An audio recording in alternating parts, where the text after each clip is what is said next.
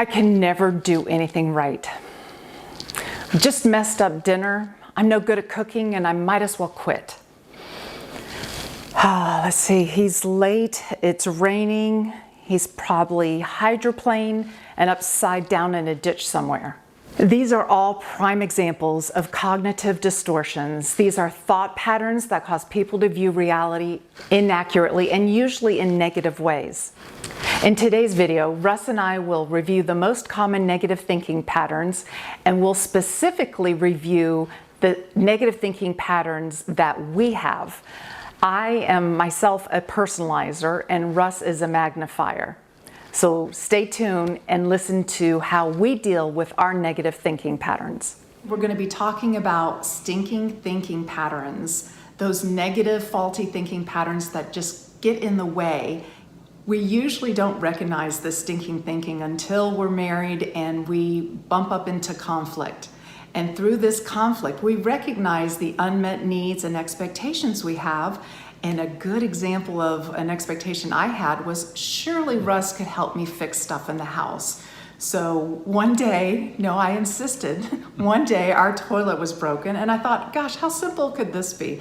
Russ, please, would you please help me and fix the toilet?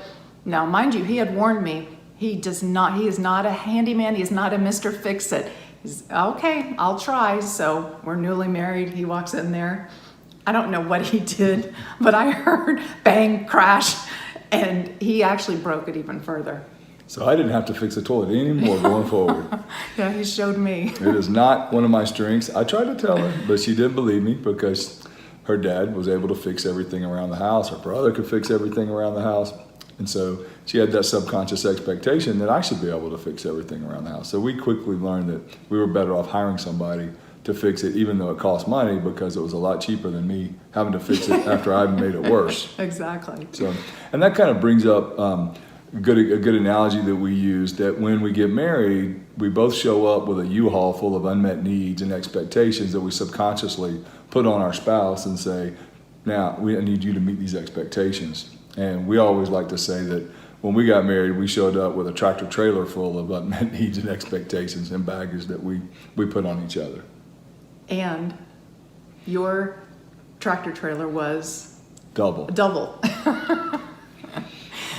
But we all have some kind of baggage that we bring in from our marriages, and to help us understand that, we are going to talk through these 6 faulty thinking patterns and see if you can find yourself in it. Yeah, so like Danielle said, over the next month, we're going to talk about these negative or stinking thinking patterns. And this week, we're going to talk about personalizing and magnifying. Then next week, we'll talk about overgeneralizing and emotional reasoning. And then the third week, we'll talk about polarizing and minimizing. Quick definition of each one of those. The personalizer just sees through the filter of taking everything personally. It must always be their fault. This is the one, I'm a personalizer, and Russ has had to learn a lot of patience because of the filter that I see through. Yeah, and I am the second one. I'm a magnifier. So a magnifier is someone who makes mountains out of molehills. You know, we make little things big, big things bigger, overreact. If you're married to a magnifier, you know it very well. And then the third one, overgeneralizer, is the past predicts the future. If I have a fight with a friend, that one fight, it's over. We're just not going to be friends anymore. That's an overgeneralizer. Yeah, and then emotional reasoning is where we, if we feel something, then it has to be true. Instead of thinking and then letting our thoughts drive our feelings, we let our feelings drive our thoughts, whether they're true or not. Right. And then the fifth one, the polarizer, is black and white. It is either all or nothing. It's either good or bad. These are perfectionists. And so this one I resemble. And then, of course, the last one, minimizer, is probably what you can imagine. It's where we dismiss anything that happens. We don't share our feelings, stuff feelings. When something happens that is a big deal, we kind of minimize. You shouldn't worry about that. You shouldn't feel that way, which, of course, can make our spouse feel very lonely. Right. So the personalizer has a lot of bad self-talk. This self-talk comes from a low self-esteem. Usually personalizers come from either a rejected childhood experience or a very highly critical home environment. And they just feel like they can never do anything right. One thing I've learned about my personalizing, like before I got married, I didn't have an audience, so I didn't know I personalized. But what happens is one of my biggest emotional wounds is being ignored. So if I catch being slighted or somebody doesn't answer my question or just some kind of ignoring, I think it's ignoring, then immediately I go to a bad place. And thankfully for Russ, he's grown a lot of patience with this, because in the beginning I'd be like, I just know that they were ignoring me during this conversation. And Russ is like, what are you talking about? He's like, no, they weren't. And it would frustrate me because that felt like I was being dismissed. But the neat thing over time is that he's learned that this personalizing is very real for me. And so now he can be compassionate with it. But the neat thing for me is he can help me look at the facts. Maybe she wasn't feeling well, and that's why, she was rolling her eyes or looking away, or maybe she was worried about the time and needed to get back home to the babysitter. I mean, there's a million other stories, but I always tend to make the story about me. Oh, she just rolled her eyes. She must be bored with my story. Or they keep looking off. They're not really interested in what I have to share. And so the biggest thing for personalizers is to step back, look at the facts. It's Philippians 4:8 is focus on what's really true about the situation. But because we're all human, I have this filter. So I've come to accept that this is my first go-to filter. And thankfully, Russ has been able to help me see an alternative to my story, which really helps a personalizer. Yeah, and you've done a good job. Like the key to all of these negative thinking patterns is when we start having the negative thinking or the negative thoughts, is that we step back because we're kind of flooded with negative emotions. We step back and start asking ourselves, what is really happening here, and try to think of some positive or assume the best in the scenario. Think something positive to replace the negative thought with a positive thought about the situation. And you hit the nail on the head. Assume the best. I always assume the worst. And it's just how I've always thought. And it's dangerous because you can actually create your own worst fear. Yeah, but you've done a wonderful job working on it. Thanks. And for me, being a magnifier, once again, is making a mountain out of a molehill, overreacting. Danielle has dealt with this our whole marriage. We both have worked very hard on these. But magnifiers usually come from homes where there's a lot of fear. So it could be, in my case, growing up with a father who was an alcoholic is a common one, but there's many others. But it's where there's probably a lot of fear, and so there was an overreaction based off the fear. And so Danielle can come in and tell me, that, hey, I might have forgot to pay the such and such bill on time, and I'm like, oh no, immediately I'm flooded with our credit's ruined forever, and so when in reality you usually have a grace period after the bills due, but immediately I'm just flooded with this fear that the worst thing's going to happen, and so I get flooded with these negative thoughts, and or she can come in and say that she doesn't like something about the house, and immediately I'm like, nothing's ever good enough. Can never do enough, and so that once again is this doomsday, drastic, melodramatic type response that I'm very good at, and so the key is backing up and saying, wait a minute, I could think she thinks I'm a horrible husband, and that's what I'm telling myself, and I can come back to I can pull back and say, does she really think I'm a bad husband? No, she thinks I'm a really good husband. She tells me it all the time.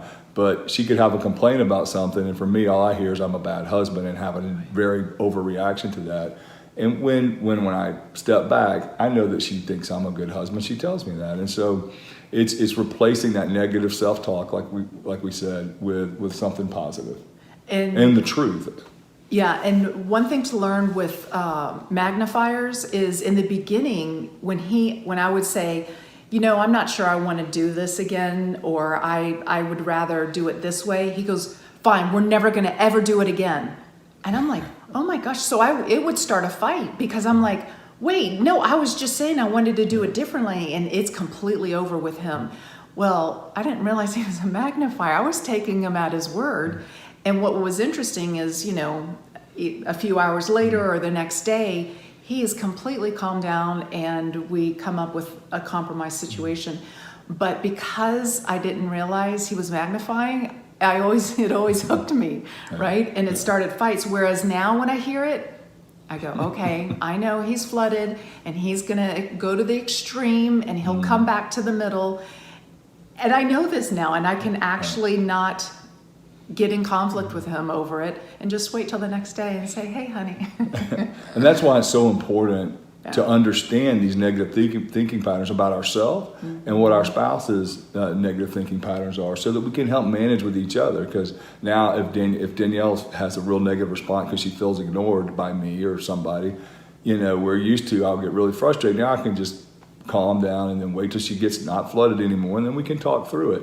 And the same thing with me when I magnify. She's very compassionate and great, gives me a lot of grace, and just lets me overreact. And then when I calm down, like she said, we talk through it and we move on. But understanding why, like I understand now why from her childhood she's a personalizer, and she understands from my childhood why I'm a magnifier. That helps with the compassion and patience as well. So it's important to understand not only what the negative thinking patterns are, but why we're that way. Because a lot of compassion comes from understanding. I always say when our spouse has what we think is bad behavior, just remember there's usually pain behind that bad behavior. And if we'll take the time to understand and learn what the pain is behind our spouse's bad behavior in our perspective, then we will learn to become much more patient and more compassionate. Excellent point. So a good verse to keep in mind, actually there's two good verses, is the Philippians 4:8, focus on what's true, and then the Romans 12, the transforming by the renewing of your mind. And that takes an active part.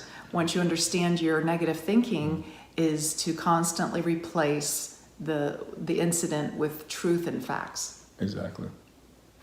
Our circumstances don't define us. Regardless of what happens in life, we always have the power to choose our attitude. So what's the difference between someone who is hopeful despite experiencing great suffering and the person who stubs his or her toe and remains angry the rest of the day? The answer lies in the person's thinking patterns. Most people experience negative thinking from time to time, but if they're reinforced often enough, they can increase anxiety, deepen depression, cause relationship difficulties, and lead to a host of other complications. When you realize a thought is causing anxiety or dampening your mood, a good first step is to figure out what kind of distorted thinking is taking place. So the good news is you can defeat negative thinking in your marriage. The first step is to be aware of the negative thinking is taking place. Join us next week when we review 2 new negative thinking patterns, overgeneralizing and emotional reasoning. Now, ladies, if this negative thinking pattern hit too close to home, or you want to understand your husband's negative thinking pattern better, I have a workshop where we dive deep into the issue of how we process stressful thoughts. Schedule a call to learn more. The link is in the description below. Remember, to have an extraordinary marriage, be intentional.